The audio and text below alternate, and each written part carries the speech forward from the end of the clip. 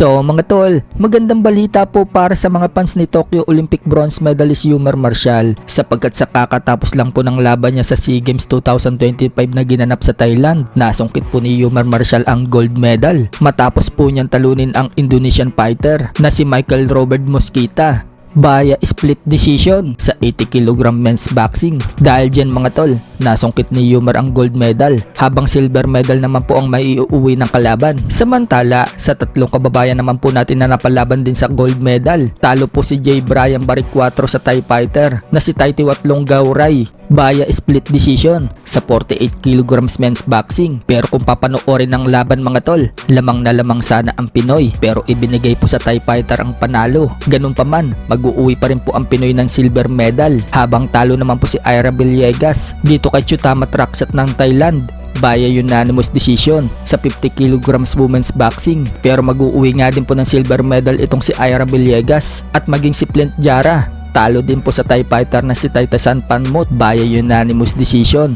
sa 51 kg men's boxing. Ganun pa man, mag-uuwi din ng silver medal itong si Flint Jara habang gold medal naman po ang nasungkit ng kalaban. Samantala, kakatapos lang din po ng laban kanina ni Ramon Cardenas sa Amerika kalaban ng kapwa Meksikano na si Eric Robles Ayala. Pinabagsak ni Ramon Cardenas itong si Ayala sa round 5. Binilangan itong si Robles pero hindi na nakabangon kaya itinigil na po yung laban. Kaya nakuha ni Ramon Cardenas ang panalo via 5th round technical knockout. Mas lalong lumakas nga po itong si Ramon Cardenas noong makalaban niya si Naoya Inoue. Si Ramon Cardenas po ang pangalawang boksingero na nagpatumba dito kay Naoya Inoue. Dahil sa panalo ni Ramon Cardenas, umabante na po ang record niya sa 27 wins, 2 losses with 15 knockouts. Habang yan na po ang pang-apat na talo ni Ayala, bumagsak na ang record sa 16 wins and 4 losses with 10 knockouts. Dahil tapos na ang laban ni Yumar Marshall, tutungo naman po tayo sa laban bukas sa pagitan ng YouTuber na si Jake Paul versus former world champion Anthony Joshua na gaganapin sa Miami, Florida, USA.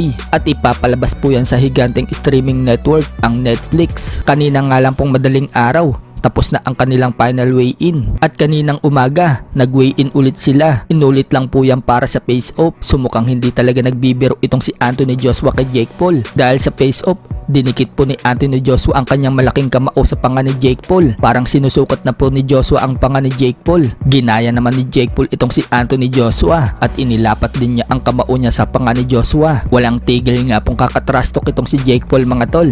Habang kaharap si Joshua, sinabi naman ni Joshua na panalo na daw siya at tapos na ang laban. Banta pa ni Joshua, hindi daw siya pupunta sa laban para lang sa kalokohan. Alam daw natin kung ano ang kaya niyang gawin sa ibabaw ng ring. Ipag-pray daw natin siya at ipag-pray din daw natin ang kalaban niyang si Jake Paul. Prediction ni Joshua, ia-outclass umano niya ang batang si Jake Paul. Seryoso daw siyang fighter. Habang sinabi naman ni Jake Paul mga tol, na tingnan daw natin yung paa ni Joshua. Parang paa daw ng manok. Makikita po kasi na manipis ang paa ni Joshua. Kaya nasabi yan ni Jake Paul. Prediction naman ni Jake Paul, knockout daw itong si Anthony Joshua sa kanya. Kundi daw sa 6th round, sa 7th round daw ito mananknockout.